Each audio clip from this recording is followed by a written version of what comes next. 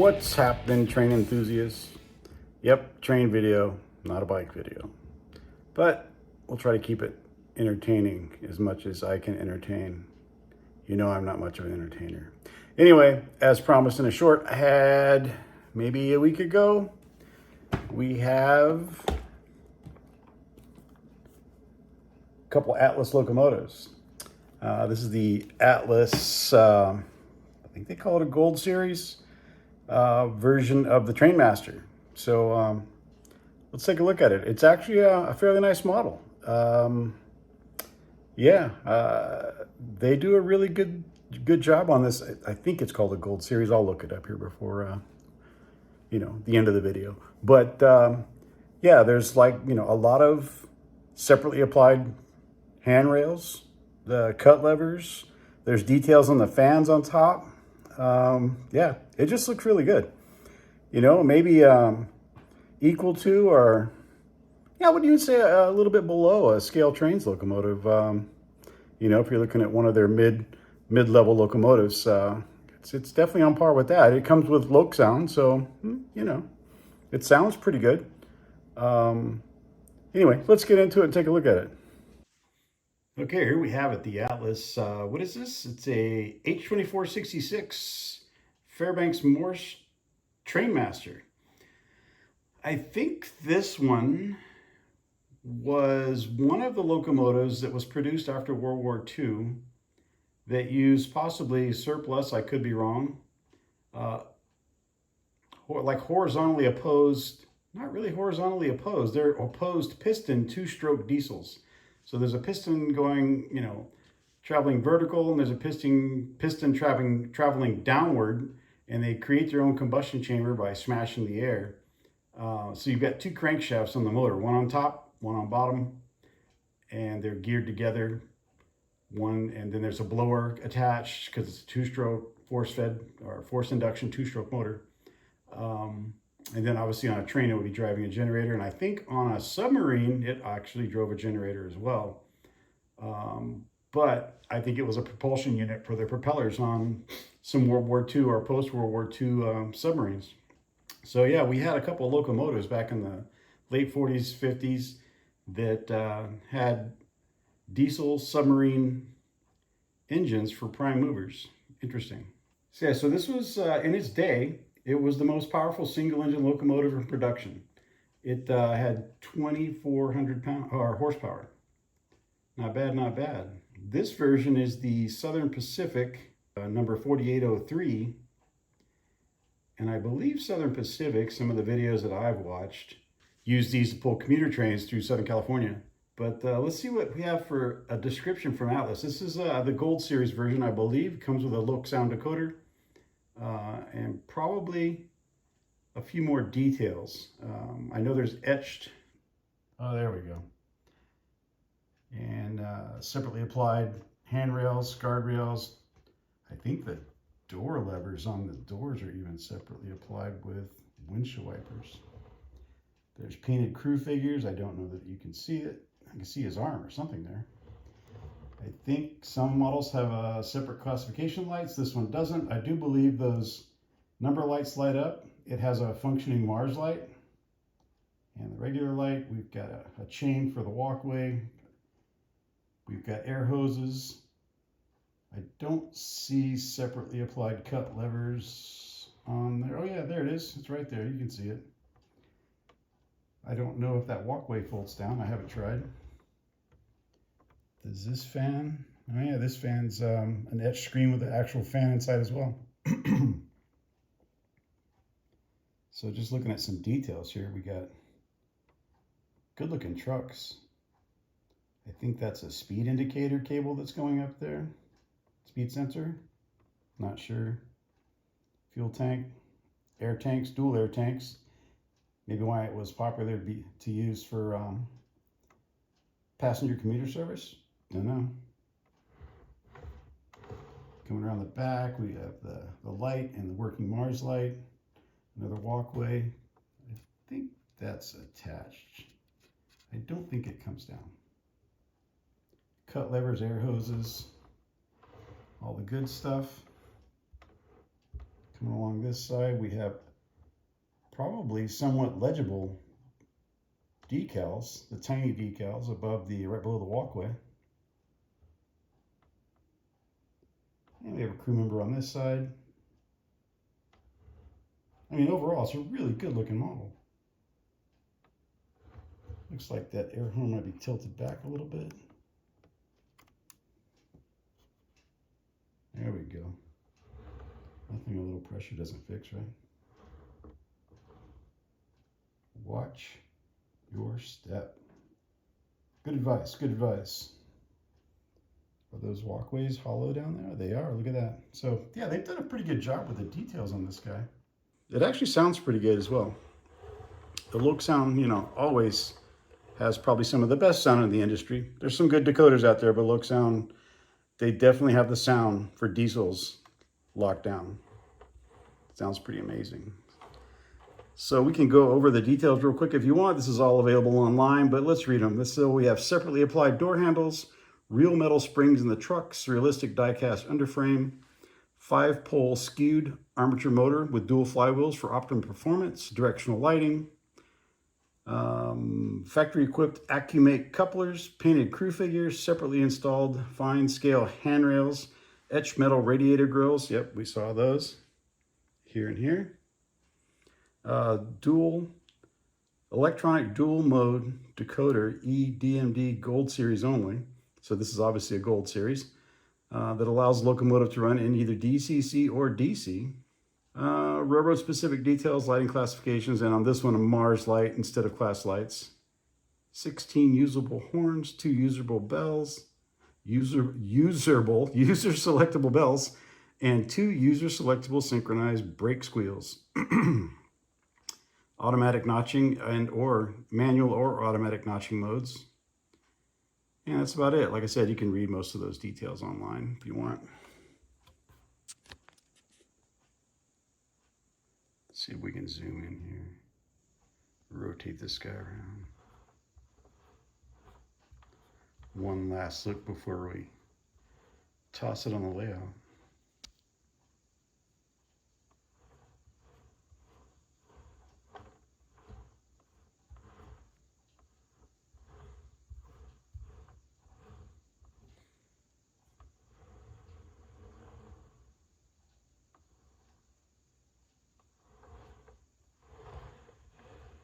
Something I like to do is give you guys a view of the bottom.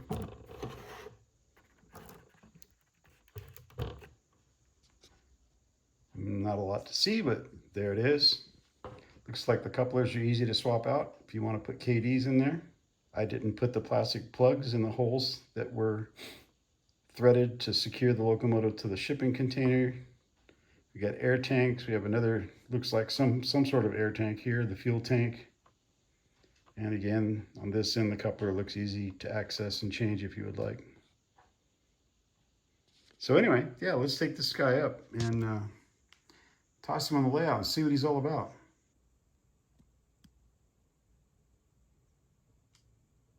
All right, here we are on the layout. Got some hoppers and a couple of cattle cars at the end. I think one of the cattle cars has a Soundtrack's sound card decoder in it. Yep, I hear sheep. Okay, so Loc sound, I think, is F8 to start.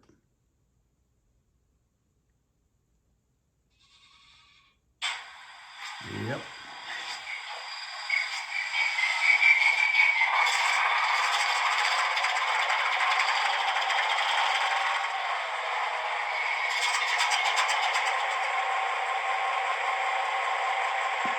Yeah, lights. Obviously headlight, and the number boards do light up. I don't know if you can hear me, that's pretty loud. And then I guess it's a Mars light, F5. Check out that whistle, or horn.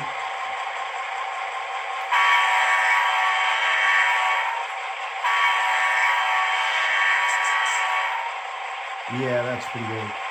Pretty good. All right, what are we on?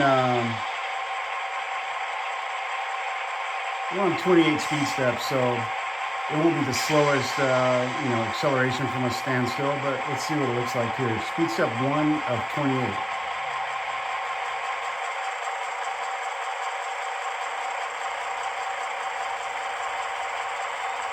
Not bad, not bad. That's pretty darn good, actually. Speed step 2. Speed step 3. You hear the engine notching up.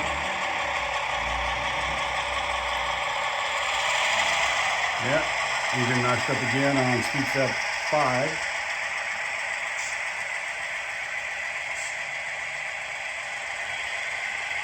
Notched up again on 7.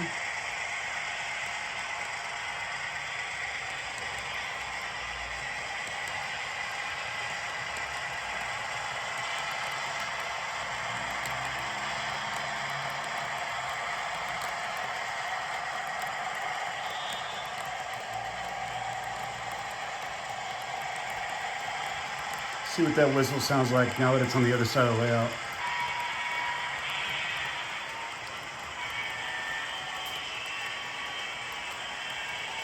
Not bad, not bad.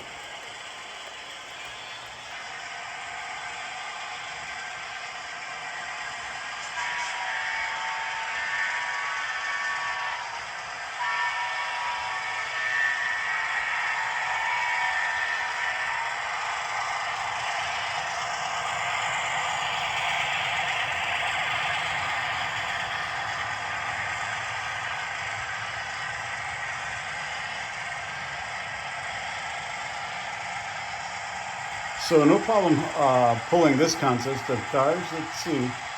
I could count them. 1, 2, 3, 4, 5, 6.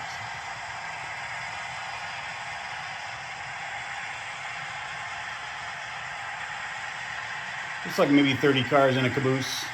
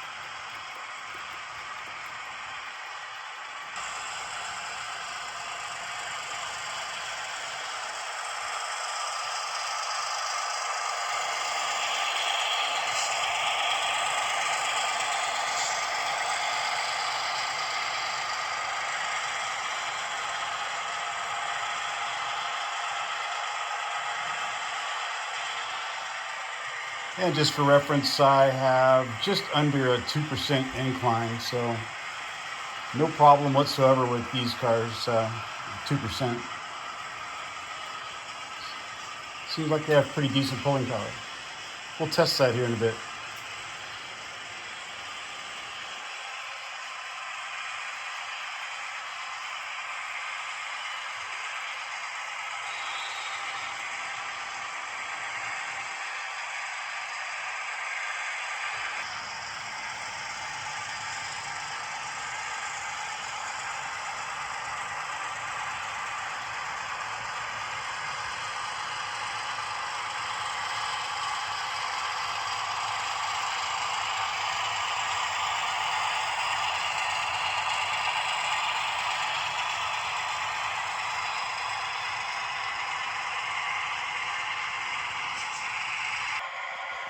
Okay, well, as a consist, I mean, you always buy pairs of diesels, right?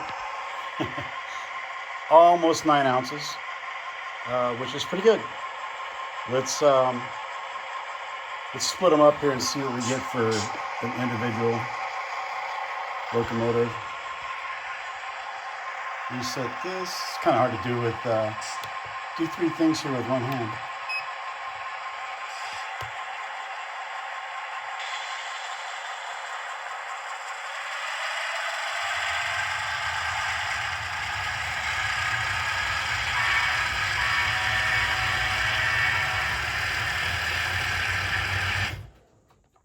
Whoa, that was about 4.6, it looks like. Not bad. That's for an individual. Oh, we almost forgot to weigh it. Let's see. Feels pretty substantial, actually. 1.45 pounds,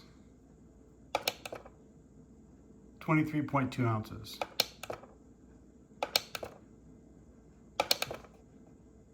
And there's that. Well, there's the Atlas Trainmaster. Hopefully you guys found something in the video that was helpful. You know, had issues doing words today. I don't know what the deal is. It's kind of late. I'm getting tired. Long day. Was working on motorcycles, planning on the layout expansion, those kinds of things. Anyway, so, you know, if you liked the video, thumbs up, subscribe if you can. 90% of my viewers are not subscribers. That's depressing. No, not really. Thank you guys that have subscribed, though. Yeah, it really helps. Yeah. So you guys have a good one, and I'll talk to you later.